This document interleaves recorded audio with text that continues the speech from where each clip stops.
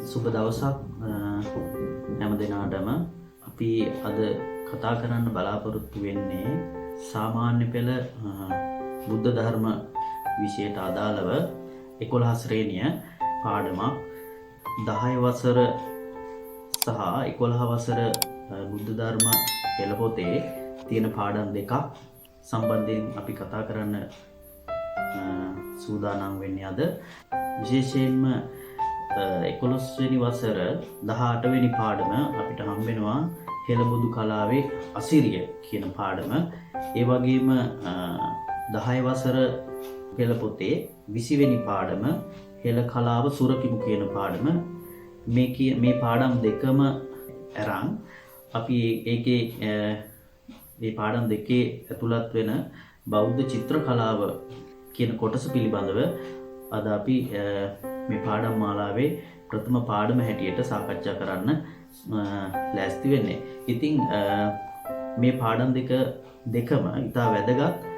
මෙවර සාමාන්‍ය පෙළ බුද්ධ ධර්ම විෂයට පෙනී සිටින සියලු දරුවන් සඳහා විශේෂයෙන්ම මේ පාඩම මුල් කරගෙන සාමාන්‍ය පෙළ ප්‍රශ්න පත්‍රයට කෙටි ප්‍රශ්න වගේම විචාර ප්‍රශ්නත් නිර්මාණය වෙන නිසා මේ පාඩමේ අපි අද කතා කරමු බෞද්ධ චිත්‍ර සම්බන්ධව තියෙන තොරතුරු කීපයක්.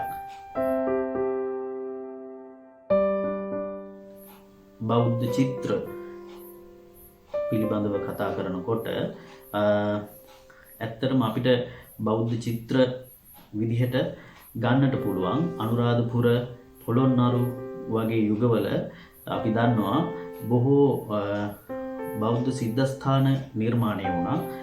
මේ බෞද්ධ සිද්ධස්ථානවල අපිට පේන්න තියෙනවා විශේෂයෙන්ම පිළිම ගෙවල්. එහෙම නැත්නම් අපි ඒවට කියනවා විහාර ගෙවල් කියලා. එතකොට මේ විහාර ගෙවල් අභ්‍යන්තරයේ අපිට දකින්නට පුළුවන්කම තිබෙනවා අපේ බුදුරජාණන් වහන්සේගේ බුද්ධ චරිතය සම්බන්ධ කරගත්ත සිතුවම්. ඒ වගේම බෝසත් චරිතය සම්බන්ධ කරගත්ත සිතුවම්. ඉතාමත් අලංකාරවත් විදිහට මේ සිද්ධස්ථානවල විහාරගේ ඇතුලේ මේවා සිතුවම් කරලා තියෙනවා. ඉතින් ඒ සිතුවම් වලට අපිට කියන්න පුළුවන් බෞද්ධ චිත්‍ර කියලා. ඉතින් මේ බෞද්ධ චිත්‍ර නිර්මාණය කිරීම තුළින් කරුණු කීපයක් බලාපොරොත්තු වුණා සමාජයට වැදගත් කරුණු කීපයක්. ඉතින් ඒ අතර අපිට තියෙනවා බෞද්ධ චිත්‍ර වලින් බලාපොරොත්තු වෙන එක කාරණාවක් විදිහට ජනයාගේ හදවත තුළ බුදුදහම කෙරෙහි විශාල ගෞරවයක් වර්ධනය කිරීම. එක කාරණාවක්. තවත් කාරණාවක් තමයි පුද්ගලයා තුළ ස්වයං විනයක් ගොඩනගන්නත් මේ බෞද්ධ චිත්‍ර තුලින් බලාපොරොත්තු වෙලා තියෙනවා. තවත් කාරණාවක් තමයි පොතපතට වඩා දැනුමක් සිතුවම් මගින් ලබා දීමත් මේ සිතුවම් නිර්මාණය කිරීමේදී මේ අපේක්ෂා කරපු තවත් කාරණාවක් වෙනවා. ඉතින් ඒක නිසා බෞද්ධ චිත්‍ර කලාව මේ බෙහෙවින් බෞද්ධයන් වශයෙන් අපිට බොහෝ ශේන්ම වැදගත් වන කලාවක්. ඉතින් බෞද්ධ චිත්‍ර කලාව පිළිබඳව කතා කරනකොට අපිට ඊළඟට මුණ ගැහෙන්නේ බෞද්ධ චිත්‍ර කලාවේ ආරම්භක අවධිය පිළිබඳව තොරතුරු කීපයක්. හරි. අපිට බෞද්ධ චිත්‍ර කලාව පිළිබඳව කතා කරගෙන යනකොට මුලින්ම අපිට හමු වෙනවා අනුරාධපුර යුගයේ බෞද්ධ චිත්‍ර කලාව. ඉතින් අනුරාධපුර යුගය කියලා කියන්නේ හැමෝම දන්නවා ඇති මේ පාඩම් වලට සම්බන්ධ වෙලා තියෙනවා නම් පාසල තුලදී බෞද්ධ චිත්‍ර කලාවේ ආරම්භක යුගය තමයි අනුරාධපුර යුගය කියලා කියන්නේ. එතකොට අපි දන්නවා මිහිඳු මහරහතන් වහන්සේගේ ආගමනයෙන් පස්සේ ලංකාවට දුමින්දාගමනය සිදු වෙනවා ලංකා සාහිත්‍ය තුල. ඉතින් දුමින්දාගමනය කියලා කියන්නේ සංඝමිත්තා මහරහත් තෙරණින් වහන්සේ විසින් ලක්දිවට ජයශ්‍රී මහා බෝධිය වැඩම කරවන අවස්ථාව. ඉතින් ඒ ජයශ්‍රී මහා බෝධිය වැඩම කරවීම අපි හඳුන්වනවා අපේ ඉතිහාසය තුල දුමින්දාගමනය කියන නමින්. ඉතින් මේ දුමින්දාගමනය සමග අපි මේ ඉතිහාසය තුල තොරතුරු ගවේෂණය කරොත් හොයලා බැලුවොත් අපිට හමු වෙනවා ශිල්ප කුල 18ක පිරිස් අපේ ලංකාවට පැමිණියා කියලා. ඉතින් මේ කුල ශිල්ප කුල 18කට අයත් ශිල්පීන් අතර විවිධ ශාස්ත්‍රවල විවිධ කලා ශාස්ත්‍රවල නියැලිච්ච විශිෂ්ට ගණයේ දක්ෂ ශිල්පීන් ඉඳලා තිනවා. ඒ අතර අපි දන්නවා කැටයම් කලාව පිළිබඳව ප්‍රගුණ කරපු ශිල්පීන්, චිත්‍ර කලාව වෙන්න පුළුවන්, චෛත්‍ය නිර්මාණය පිළිබඳව විශිෂ්ට දැනුමකින් යුක්ත ශිල්පීන් ඉඳලා තියෙනවා. වාරි කර්මාන්තය පිළිබඳව විශාල දැනුමක් තිබුණු ශිල්පීන් ඉඳලා තියෙනවා. ඉතින් මේ කියන නොයෙක් ශිල්ප ශාස්ත්‍රයන්හි ප්‍රවීණයන් අර කුල 18ට ඇතුළත් වෙමින් ලංකාවට පැමිණෙනවා. ඉතින් ඒ ආගමනයත් එක්ක තමා ලංකාවේ විහෙර විහාරස්ථාන කේන්ද්‍ර කරගෙන විශේෂයෙන්ම අනුරාධපුර යුගයේදී විහෙර විහාරස්ථානවල පිළිම ගෙවල් අභ්‍යන්තරයේ බෞද්ධ සිතුවම් නිර්මාණය කරන්න පටන් ගන්න තියෙන. ඉතින් අපිට හමු වෙනවා අනුරාධපුර යුගයේ බෞද්ධ චිත්‍ර කලාව ගැන කතා කරනකොට අනුරාධපුර යුගයේ තමා බෞද්ධ චිත්‍ර කලාවේ ආරම්භක යුගය කියලා හඳුන්වන්න පුළුවන්කම තියෙනවා. ඉතින් මේවට තොරතුරු අපිට හොයාගන්න පුළුවන් මහා වංශය, දීප වංශය වගේ වංශ කතා අපේ සිංහල සාහිත්‍ය තුල තියෙනවා. ඒ වංශ කතාවල සඳහන් වෙලා තියෙනවා අනුරාධපුර යුගයට අයත් බෞද්ධ චිත්‍ර මේ බොහෝ සිද්ධාස්ථානවල තිබෙන බවට තොරතුරු වංශ කතා තුල සඳහන් වෙනවා. නමුත් දැනට දෘශ්‍යමානව නැත්නම් දැනට මේ කාලේ වන විට වර්තමානයේ වෙන විට බෞද්ධ අනුරාධපුර යුගයේ නිර්මාණය වෙච්ච බෞද්ධ චිත්‍ර හමුවන ප්‍රධාන ස්ථාන දෙකක් අපිට හමු වෙනවා. අනුරාධපුර යුගයේදී මේ ස්ථාන වලින් එක ස්ථානයක් තමයි මේ ඔබ දකින සීගිරිය. අනිත් ස්ථානය හිඳගල විහාරය. ඉතින් අපිට මෙන්න මේ කියන ස්ථාන දෙක අතිශයින්ම වැදගත් වෙනවා අනුරාධපුරයට යුගයට අදාළව බෞද්ධ චිත්‍ර නිර්මාණය වෙලා තියෙන ප්‍රධාන ස්ථාන දෙකක් හැටියට මේ ස්ථාන දෙක අතිශයින්ම වැදගත් වෙනවා. ඉතින් මේ පාඩමේදී අපිට කෙටි ප්‍රශ්න මේ පාඩමට අදාළව නිර්මාණය වෙන්න පුළුවන්. ඉතින් ඒක නිසා මේ ස්ථාන දෙක පිළිබඳව හොඳින් මතකයේ තබා ගැනීම ඉතා වැදගත් වෙනවා. අනුරාධපුර යුගයේ බෞද්ධ චිත්‍ර කලාවට අදාළව දැනට අපිට හමු වෙන ප්‍රධානම ස්ථාන දෙකක් හැටියට තමයි අපිට මේ ස්ථාන දෙක නම් කරන්න පුළුවන්. ඉතින් විශේෂයෙන්ම මේ ස්ථාන අතරින් සීගිරිය කියන ස්ථානය ගත්තොත් එහෙම සීගිරිය තුල දැක ගන්න පුළුවන් සීගිරි චිත්‍ර. ඉතින් මේ චිත්‍ර ලෝකයක් විශ්මයට පත් කරන ආකාරයේ සිතුවම් මේකේ මේ සීගිරි තුල සඳහන් ඇතුළත් වෙලා තියෙනවා, නිර්මාණය වෙලා තියෙනවා. ඉතින් සීගිරිය කියන වචනය පාලි භාෂාව තුල සීහගිරි කියන නමින් හඳුන්වනවා. ඉතින් සිංහල භාෂාව තුල අපි ව්‍යවහාර කරනවා සීගිරිය කියලා. ඒ වගේම දෙමළ භාෂාව තුල සීගිරියා, සිංහගිරි කියන නම් වලින් මේ සීගිරිය හඳුන්වනවා. ඉතින් මෙම සීගිරි පර්වතය පිළිබඳව පුරාවෘත්ත නැත්නම් අතීත කතා අපි බොහෝ දුරට අහලා තිබෙනවා. ඉතින් මේක ශක්තිමත් බලකොටුවක් සීගිරිය කියලා කියන්නේ. විශේෂයෙන්ම ක්‍රිස්තු වර්ෂ 477ත් 495ත් අතර කාලයේදී කාශ්‍යප රජතුමා විසින් ධාතුසේන රජතුමාගේ පුත් කුමාරයෙක් වෙච්ච මේ කාශ්‍යප රජතුමා විසින් බලකොටුවක් විදිහට සකස් කරගත්ත ස්ථානයක් තමයි සීගිරිය කියලා කියන්නේ. මේක ඇත්තටම නූතනයේ මාතලේ දිස්ත්‍රික්කයේ දඹුල්ල කියන නගරයට ආසන්නයෙන් පිහිටලා තියෙන ඉතා රමණීය වූ ස්ථානයක්. ඉතා අතිශයින්ම අගනාකමින් වැඩි ස්ථානයක්. ඉතින් ඒක නිසා අපිට සීගිරිය අපූර්වත්වයේ විඳින්න පුළුවන්.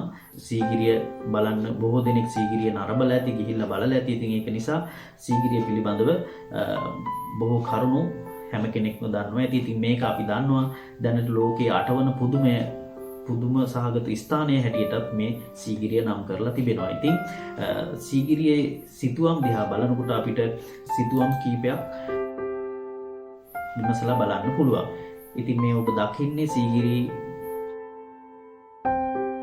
පර්වතය තුල, රාජධානිය තුල දකින්නට ලැබෙන සිතුවම් කීපයක්. ඉතින් විශේෂයෙන්ම මේ සිතුවම් පිළිබඳව කතා කරනකොට වැදගත්ම කාරණාවක් තමයි මේ සීගිරියේ සිතුවම් නිර්මාණය සඳහා, සිතුවම් කරණය සඳහා ඉන්දියාවේ තිබෙන අජන්තා කියන සිතුවම් විශේෂයේ ආభాෂ එහෙම නැත්නම් ඒ සිතුවම් වල ශෛලය මේ සිතුවම් වලට සීගිරි සිතුවම් වලට බෙහෙවින්ම බලපාලා තියෙනවා කියන කාරණාව. ඉතින් අජන්තා චිත්‍ර කියලා කියන්නේ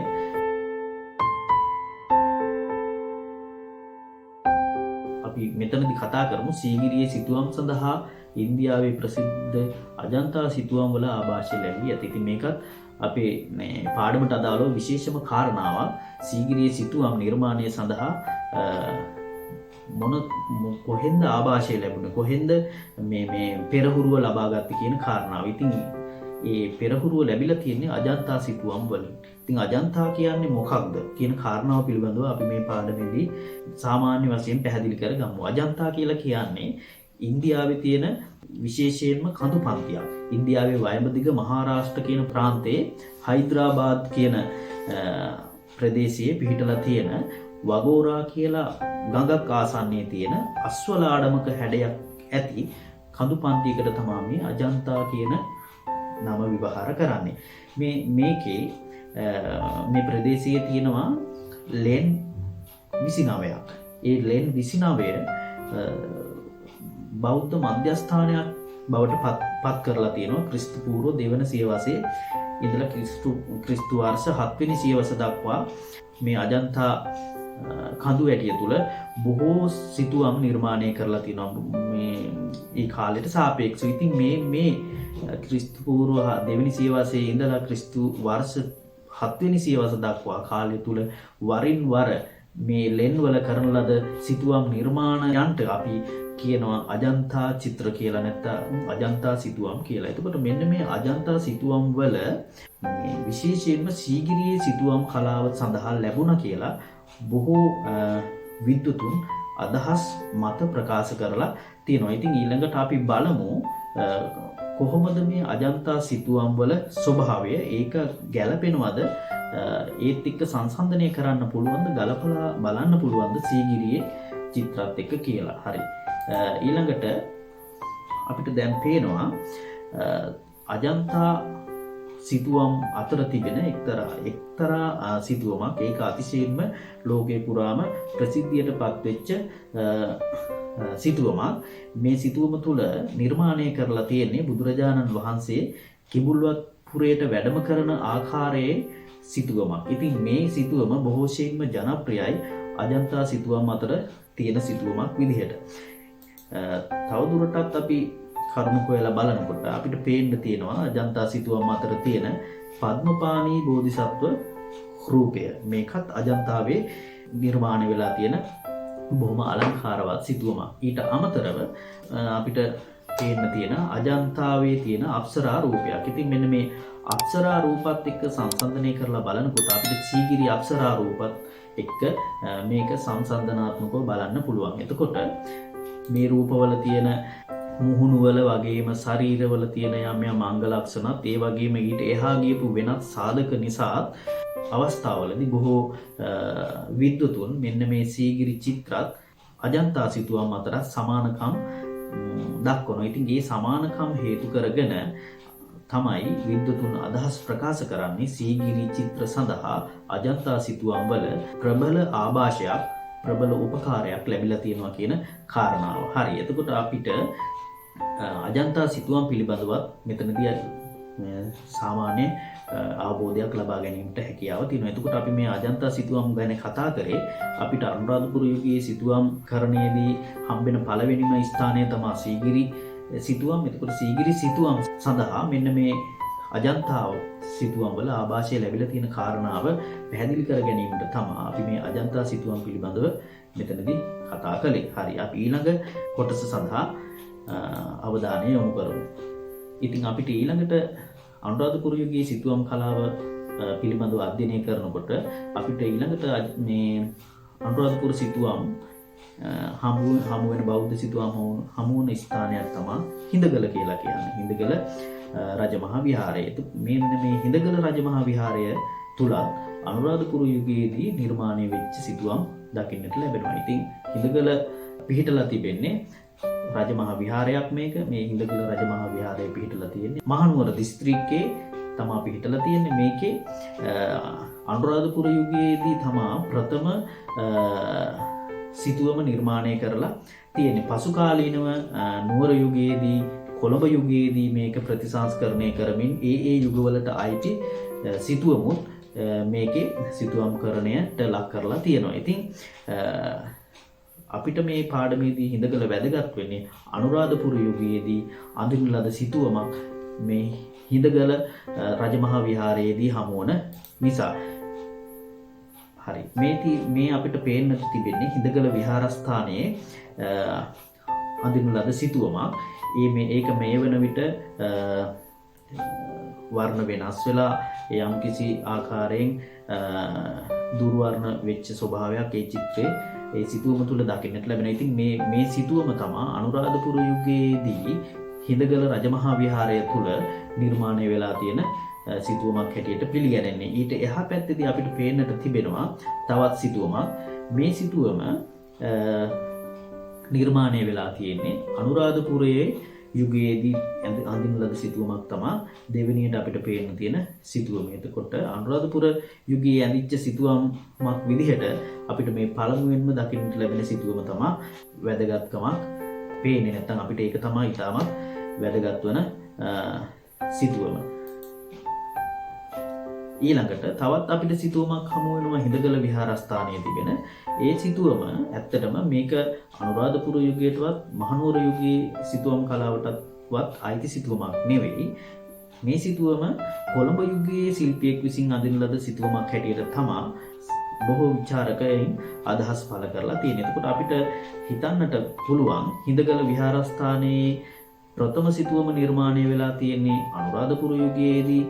ඊට පසු කාලීනව හිඳගල රාජමහා විහාරස්ථානයේ සිතුවම් ඇඳිලා තියෙනවා. හැබැයි ඒ නුවර යුගයේදී වෙන්නට පුළුවන්, ඒ වගේම කොළඹ යුගයේදී වෙන්නට පුළුවන්. ඉතින් ඒකින් අපිට අදහසක් ගන්නට පුළුවන් හිඳගල රාජමහා විහාරස්ථානය තුල අනිත් යුගවලදීත් විශේෂයෙන්ම කොළඹ යුගයේදීත් ඒ වගේම මහනුවර යුගයේදී චිත්‍ර ශිල්පීන් විසින් සිතුවම්කරණයේ යෙදিলা තියෙනවා කියන අදහස අපිට ගන්න පුළුවන්. ඉතින් අපිට හිඳගල විහාරස්ථානයේ වැදගත් වෙන්නේ අනුරාධපුර යුගයේදී කරන ලද සිතුවමක් හිඳගල විහාරස්ථානයේ දකින්නට ලැබෙන නිසා. ඉතින් මේ කියපු කරුණු සම්බන්ධයෙන් වැඩිදුරටත් අවධානය යොමු කරලා අවශ්‍ය කරුණු එකතු කරගෙන කෙටි සටහන් එහෙම නිර්මාණය කරගෙන ඊළඟ වීඩියෝ මාලාවෙන් ඊළඟට අපි කතා කරන්නට බලාපොරොත්තු වෙන පොළොන්නරු යුගයේ සිතුවම් කලාව සම්බන්ධයෙන් ඒ පාඩම සමගත් එකතු වෙන හැටියට මතක් කරමින් අදට අපේ මේ කෙටි පාඩම අවසන් කරනවා. ඉතින් ඊළඟ වීඩියෝ මාලාවෙන් පොළොන්නරු යුගයේ සිතුවම් කලාව පිළිබඳව අපි කතා කරන්න බලාපොරොත්තු වෙනවා. හරි, හැමෝටම සුබ දවසක්.